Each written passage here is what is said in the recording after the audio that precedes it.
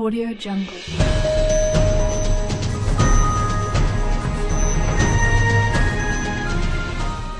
नमस्कार, daily news for you में आपका स्वागत है। मैं हूं विक्रम पंची। आगे बढ़ने से पहले नजर डालते हैं आज दिन भर में क्या रहा खास।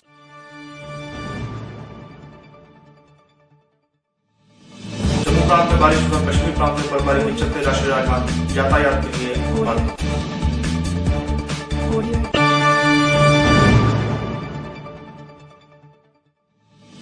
13वें टीचर ट्रेनिंग कैंप का आज समापन।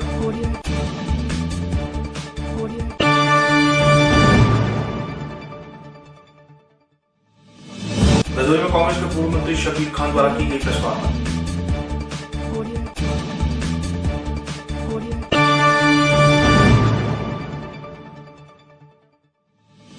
दिन भर का हाल विस्तार से बात की जाए, जहां जम्मू कश्मीर के लोगों को बारिश और बर्फबारी का काफी देर से इंतजार था।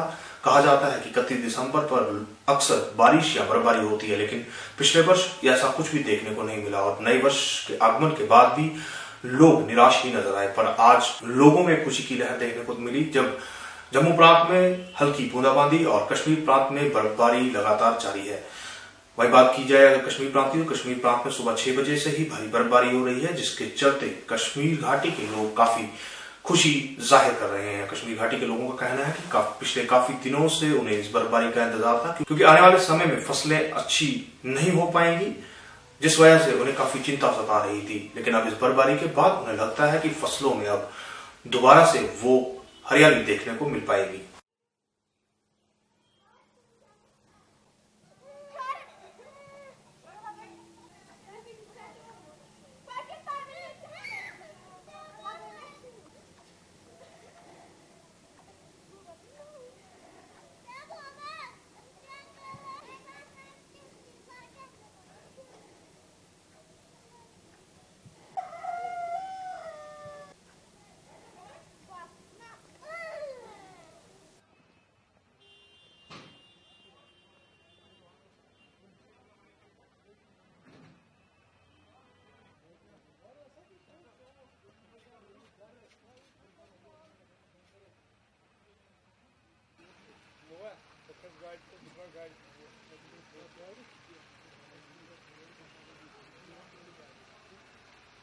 गाइड बैठा वो मैं वोट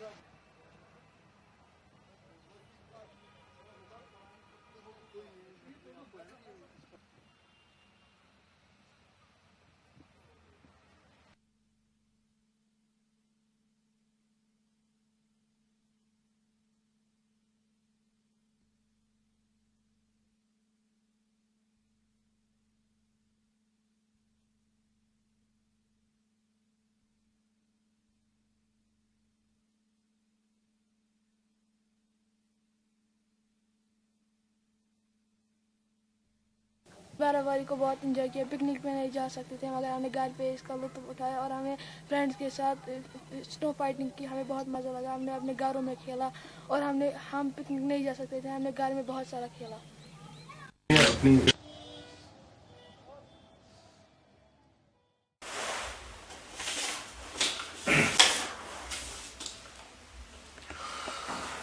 जहां कश्मीर में बर्फबारी जारी है, वहीं अगर बात की जाए जम्मू प्रांत की, जम्मू प्रांत में भी हल्की बूंदाबांदी जारी है, जिस वजह से राष्ट्रीय राजमार्ग पर काफी फिसलन हो गई है। और इस फिसलन के बाद बात की जाए कश्मीर प्रांत की, तो कश्मीर में जोहा टनल पर लगातार हो रही बर्फबारी की वजह से राष्ट्रीय राजमार्ग को यातायात के लिए बंद कर दिया गया है। किसी भी गाड़ी को श्रीनगर की ओर जाने नहीं दिया जा रहा है। हालांकि ट्रैफिक पुलिस की माने तो ट्रैफिक पुलिस का कहना है कि टनल पर हो रही भारी बर्फबारी की वजह से वहां राष्ट्रीय राजमार्ग से बर्फ नहीं हटाई जा पा रही है, जिस वजह से वहां काम कर रहे लोगों को काफी परेशानी आ रही है। वहीं अगर यात्रियों की माने तो यात्रियों को भी काफी दिक्कतों का सामना करना पड़ रहा है। यात्रियों का कहना है कि अगर प्रशासन को पहले से ही मालूम था कि बर्फबारी की वजह से राष्ट्रीय राजमार्ग बंद हो जाएगा, तो उन्हें किसी सही जगह पर ठहराया जाना था, ताकि उनके खाने पीने का इंतजाम भी हो सकता। यात्रियों ने सरकार से मांग करते हुए कहा कि जल्द से जल्द राष्ट्रीय राजमार्ग को खोला जाए और उन्हें अपने गंतव्य की जाने के लिए इजाजत दी जाए।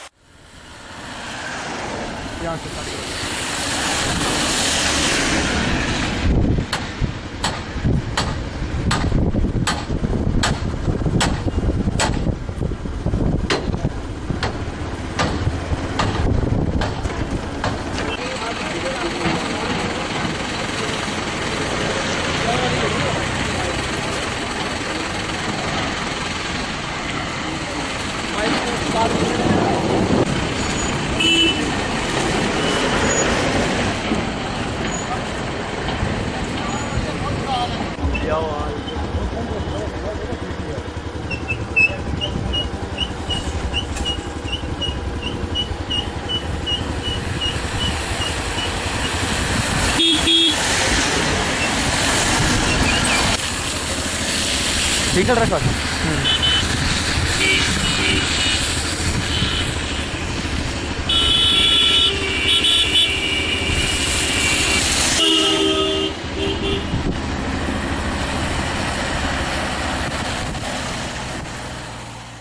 सुबह 8 बजे यहाँ पहुँचा हूँ, तो बोल रहे हैं बारिश पड़ रही है, बस आधी गाड़ी छोड़ रहे हैं तो आधी गाड़ी नहीं छोड़ रही, बस सुबह 8 बजे से गए।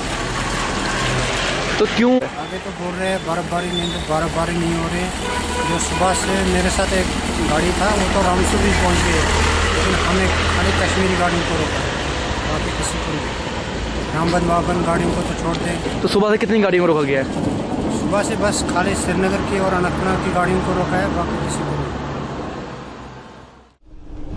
जम्मू प्रांत में रात से लगातार हो रही बारिश की वजह से जहां राष्ट्रीय राजमार्ग पर फिसलन बनी हुई है, वहीं बात की जाए जवाहर टनल की, तो जवाहर टनल पर भी लगातार बर्फबारी की वजह से राष्ट्रीय राजमार्ग को गाड़ियों की आवाजाही के लिए रोक दिया गया है। जखैनी, अगर बात की जाए उधमपुर की, तो उधमपुर में जखैनी नाके पर सभी कश्मीर जाने वाली गाड़ियों को रोक दिया गया है, जिससे यात्रियों को भी काफी दिक्कतों का सामना करना पड़ रहा है। वहीं अगर अधिकारियों की माने तो अभी कुछ और घंटे लग सकते हैं यातायात को बहाल करने के लिए। पिछले कुछ दिनों से उधमपुर बॉयज सेकेंडरी में चल रहे in service teacher training program का आज समापन कर दिया गया। आपको बताते चले कि डाइट कूद की ओर से ये 13वां बैच था, जिसमें इन सर्विस टीचर्स को नई तकनीकों के प्रति जानकारी दी गई और इन टीचर्स को ये बताया गया कि किस तरह वो फील्ड में जाकर अध्यापकों को नई तकनीक से पढ़ा सकते हैं। वहीं कुछ टीचर ने हमारी टीम से बात करते हुए बताया कि उन्हें नई तकनीकों के बारे में जानकारी दी जा रही है, जिस वजह से उन्हें फील्ड में जाकर छात्रों को पढ़ाने में काफी सुविधा महसूस होगी। जितने भी हैं हमारे रिस्पेक्टेड टीचर्स, आज जैसे सर ने बोला कि ट्रेनिंग के बारे में बोलना है, तो मैंने कुछ लिखा है उसके बारे में। उम्मीद करूंगी कि आपको भी पसंद आएगा। तो सबसे पहले मैं कहूंगी कि फकत बातें अंधेरों की, महज किस्से उजालों के। फकत बातें अंधेरों की, महज किस्से उजालों के। चिरागे आरज़ू लेकर न तुम निकले न हम निकले। मैं शुरू करने जा रही हूँ। ट्रेनिंग के बारे में मैंने कुछ लिखा है। नए दौर के नए तरीके सबको हम सिखलाएंगे, जो भी सीखा इस ट्रेनिंग में हम इम्प्लीमेंट कर जाएंगे, हम इम्प्लीमेंट कर जाएंगे। चेहरे पे लेकर स्माइल हम अपनी क्लास में जाएंगे, अपनी सारी फ्रस्ट्रेशन घर पे ही भूल कर जाएंगे हम घर। मेरा नाम आरती वर्मा है, मैं यहाँ रिसोर्स पर्सन हूँ। तो यहाँ बॉयज़ हाई सेकेंडरी उधमपुर में ट्रेनिंग प्रोग्राम चल रहा है। इन सर्विस टीचर्स के लिए ट्रेनिंग प्रोग्राम चल रहा है। तो ये हमारा 13th बैच है और 13th बैच का आज लास्ट डे है, क्लोजिंग है इसकी।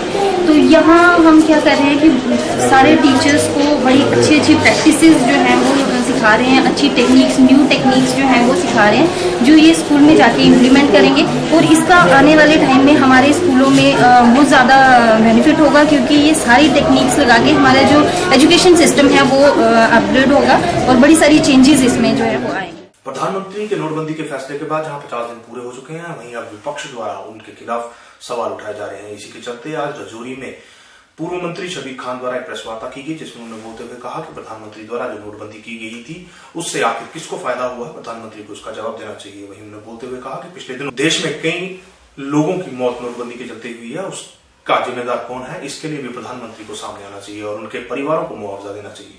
उन्होंने बोलते हुए कहा कि जब तक प्रधानमंत्री इन सवालों का जवाब जनता को नहीं देते, तब तक उन्हें इन सवालों का सामना करना पड़ेगा। कर रहे थे या दूसरे लोग कर रहे थे, तो राहुल जी ने 5 सवाल जो है वो प्राइम मिनिस्टर साहब से पूछे। उनके पहला सवाल ये है कि वो हमें ये बताएं कि ब्लैक मनी जो है वो 8 नवंबर के बाद इस वक्त तक कितना उन्होंने इकट्ठा किया, वापस कितना लाया देश में, उसका जो है वो हिसाब देना एक।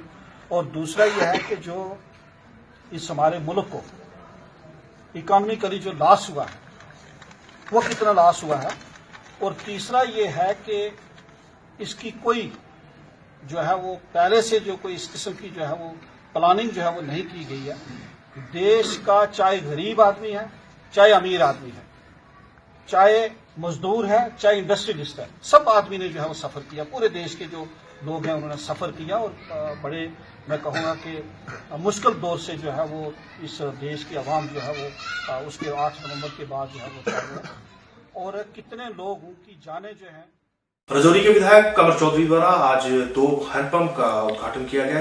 ये हैंडपंप 2 विधानसभा क्षेत्र फतेहगढ़ समित संत में लगाया गया, जहां लोगों को काफी पानी की किल्लत से जूझना पड़ रहा था। आज विधायक कमर चौधरी ने प्रेस मीडिया से बात करते हुए बताया कि उन्हें काफी खुशी महसूस हो रही है 2 हैंडपंप्स का उद्घाटन करते हुए, क्योंकि अब लोगों की पानी की समस्या हल हो जाएगी। उन्होंने बोलते हुए कहा कि आगे भी लोगों की समस्याओं को हल करने का पूरा प्रयास किया जाएगा। आज बहुत तारीखी प्रोजेक्ट इस स्कीम का हमने सेम सीमत और फतेहपुर में इनागुरेट किए।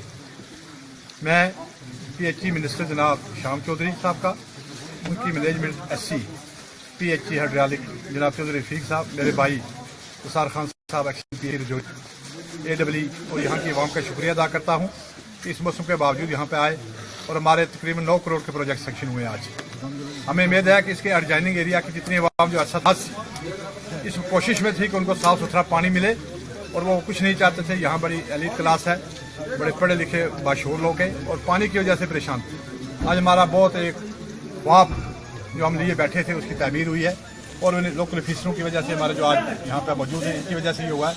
मैं दोबारा इनको मुबारकबाद देता हूँ, उनको मिनिस्टर साहब को मुबारकबाद देता हूँ और यहाँ की आवाम को, और हम तवक्का रखते हैं कि बहुत ही अच्छा इसमें बहुत सारी फंडिंग जाएगी और हमारा जो पानी का सिलसिला अरसा दराज से एक परेशानी थी ये दूर हो जाएगी और यहाँ के आवाम को साफ सुथरा पानी 2 टाइम मिलेगा। ये हमारे लिए एक बहुत तोहफा होगा इस सरकार का और इस अपने डिपार्टमेंट की मैनेजमेंट की तरफ। आज दक्षिण कश्मीर के शोपियां में कृषि मंत्री गुलाम नबी लोन द्वारा शेर Kashmir university of agriculture science and technology में गर्ल्स हॉस्टल का शिलान्यास किया गया। इस अवसर पर मंत्री ने बोलते हुए कहा कि यहाँ आ रही छात्राओं को रहने के लिए काफी दिक्कतों का सामना करना पड़ता है, जिसकी वजह से इस गर्ल्स हॉस्टल का निर्माण किया जा रहा है।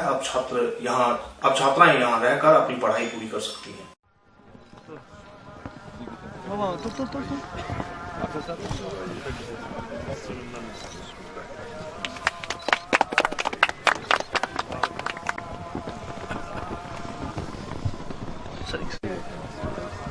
अरे चलते आइए।